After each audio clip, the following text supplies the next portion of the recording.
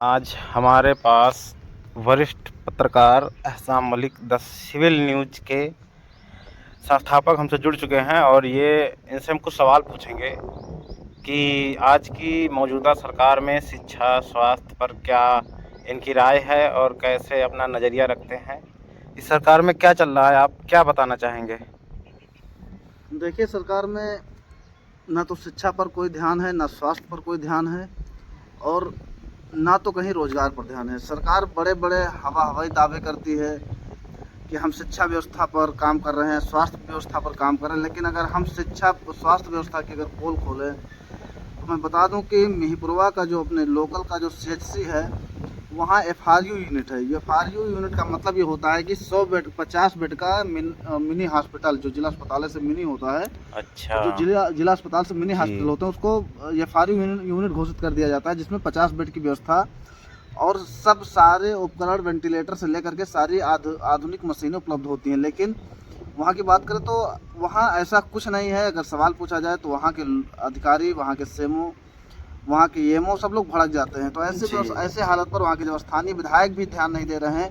हालांकि 2 साल पहले एक प्रेस कॉन्फ्रेंस वहाँ के स्थानीय विधायक ने बुलाया था और उन्होंने कहा था कि यहाँ जो है डायलिसिस मशीनें लगने जा रही हैं, 2 डायलिसिस मशीनें लगनी हैं, लेकिन लगभग 2022 के बाद 2026 चलने लगा। 4 साल बीत जाने के बाद अभी तक उसका आता पता नहीं कि कहाँ क्या हुआ। मैटर ये है कि सब लोग सरकार के दबाव में झुके हुए हैं, सच्चाई से कोई मतलब सामना नहीं करना चाह रहा है। सच ये भी और है। हमारी दूसरा सवाल है जो मेरा, वो है कि सरकार में अभी नया मुद्दा गरमाया हुआ है जो कि राम मंदिर का भी चल रहा है, जिससे बता रहे हैं सरकार इस मुद्दे से सरकार जा भी सकती है, सरकार को भारी नुकसान पहुंच सकता है। हाँ, तो इस पर क्या विचार रखते ये हैं बात आप? सही है आपकी कि कहीं ना कहीं लोगों की आस्था के साथ खिलवाड़ हुआ है। अच्छा। लोगों की आस्था के साथ खिलवाड़ हुआ है और सबसे बड़ी बात यह है कि आखिर जब उन्हीं के ट्रस्ट के लोग थे, उन्हीं के सरकार के लोग थे, जी। आखिर मंदिर में इतनी बड़ी चोरी हो कैसे सकती है? जी। क्या कहीं ना कहीं साजिश उन्हीं के नेताओं की तो नहीं है, या उन्हीं के जो ट्रस्ट के अध्यक्ष हैं, कोषाध्यक्ष हैं, उन्हीं का तो कहीं तालमेल नहीं है?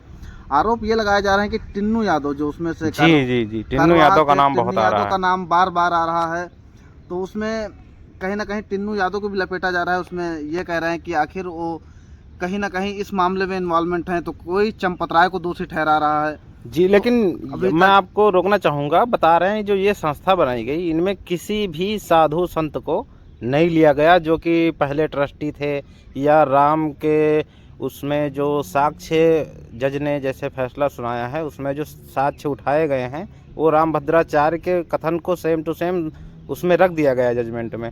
लेकिन जब कमेटी गठित हुई तो उनको नहीं लिया गया और इसमें सब RSS के लोगों के नाम आ रहे हैं। क्या ये सब उन्हीं से मिली जुली सरकार चल रही है? मैं बता दूं कि जब RSS का जहां तक नाम आता है तो मैं बता दूं, इस देश को चलाने वाले RSS के असली नेता या असली कार्यवाहक जो इस देश के हैं वो तो RSS के लोग ही हैं जी। चाहे वो सेंट्रल में हो चाहे स्टेट लेवल में हो।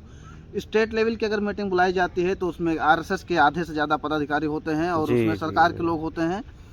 अगर सेंट्रल गवर्नमेंट अगर कोई बैठक बुलाती है तो उसमें भी आधे से ज़्यादा जो है जी RSS के लोग होते हैं, RSS के पदाधिकारी होते हैं। तो ऐसे मेरा मानना है कि RSS एक संगठन है, ना कि राजनीतिक संगठन है। उनका कोई सरकार में कोई लेना देना नहीं है।